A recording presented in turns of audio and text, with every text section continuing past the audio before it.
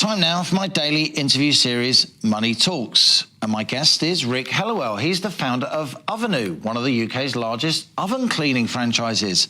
Having trained as a mechanic, Rick set up his own business after hearing about a mobile barbecue cleaning service while on holiday in New Zealand. Yes, really.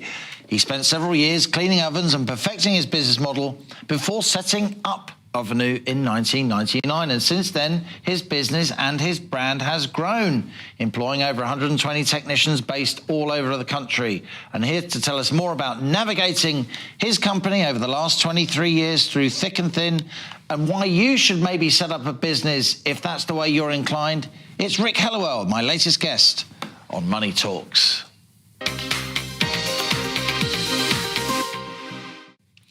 Rick, great to have you on the show. You are the epitome of British entrepreneurialism. You saw an opportunity. You literally heard about it at a party when you were on holiday. You set up a business. Tell us how Ovenoo works. It's a franchise model, isn't it? It is a franchise, Liam, absolutely. Good afternoon to you. It's a business model that has been fine-tuned so that investors, franchisees can invest to fundamentally duplicate and replicate what has already been done successfully. So it comes to the market as a tried, tested, proven, profitable business model for people to copy, in effect. And they can build on your brand, they can leverage, if you like, your brand, benefit from that. People know they're a trusted name because they are an Ovenoo franchise and you share their profit with them. That's how, Kentucky Fried Chicken is a franchise, Subway is a franchise, and indeed Ovenoo is a franchise. Absolutely. There are hundreds throughout the UK of small local businesses all trading under a far larger corporate umbrella. So from the consumer's perspective, they get the best of both worlds. They get the big brand, the branding, the guarantees, the backup, the support, and the franchisees themselves are benefiting from economy of scale purchasing through us. I'm going to ask a question that a lot of viewers and listeners will be wanting me to ask. How big a thing is oven cleaning? Big business. Us and our franchisees just in the UK alone, I say alone because we have operation out in Australia and also a derivative out in the US as well. In the UK alone, we work successfully for roughly 50,000 clients a year. Wow. So it's big business and it's growing. It's just one of those horrible jobs that nobody likes to do. And how much does it cost to really clean an oven? We saw some pictures there of your technicians turning up. What do they have that I don't have with a bit of elbow grease? Is it a special product? Is there a special technique? Do you have to sometimes dismantle ovens to clean them properly? What do you offer that I can't do myself? Every time. We offer an oven valeting service. So oh, wow, okay. It's a little bit like the difference between poking your car through a car wash or even cleaning it yourself on your own driveway. Everybody can do these little jobs themselves, but we go to the nth degree. We're taking the door off, we're taking the door apart, we're cleaning in between the panes, we're taking off the back panel, the fan, we're cleaning up behind the element in the roof.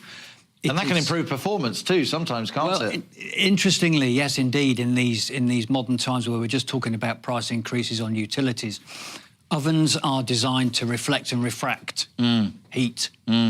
Dirty ovens just absorb heat and fundamentally waste money. So, okay, for a modest investment, upwards of 60, maybe £70 starting for a small cavity appliance, up to maybe £250, £300 for one of our guys to turn up and spend a whole day cleaning a top of the range Le Conche, for example. Yeah. It is absolutely top notch. Added to which, to answer the second part there, we have our own unique brand of products, right, which we have made for ourselves, absolutely, totally devoid of caustic soda, so we can clean safely all the bits and pieces that you guys might struggle with off-the-shelf products. Why don't you work for someone else? Why are you a businessman? Why are you an entrepreneur? What makes you different? Can everyone be an entrepreneur?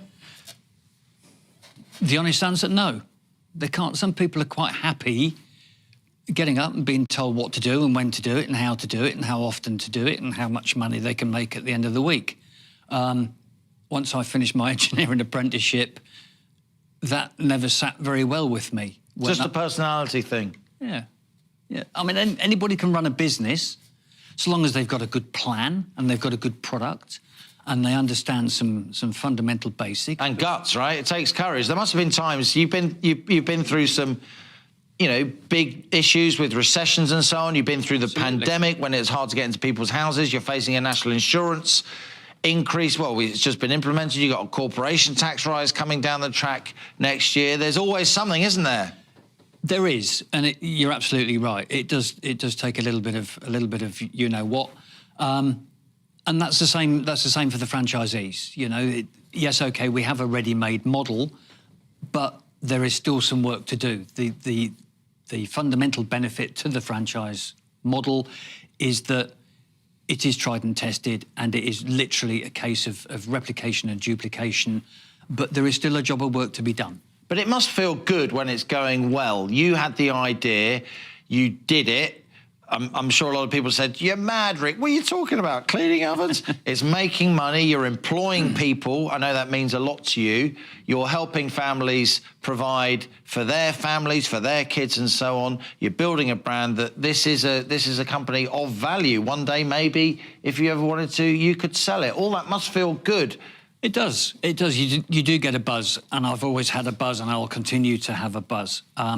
Quick point, if I may, that all the franchisees are actually self-employed, so they too are working for themselves. Sure. So they understand that they need to get out, and I think it's off the back of what you've created, of your insight and determination. Absolutely, but they still have to get out there. They still have to do it. They still have to understand and listen and learn and get good value in exchange for the franchise fees that they're paying to use the branding and all the bits that we bring to the party. But yeah, still get a big buzz out of it because it's nice when things do go well. Tough when they don't, but really nice when they do. Rick Hellewell, it's been a pleasure to talk to you. You are my latest guest on Money Talks. Thanks a lot for coming in. It's been a pleasure. Rick Hellewell, the founder of Avenue, a very interesting business. He's been around since 1999, running this franchise business. Let's now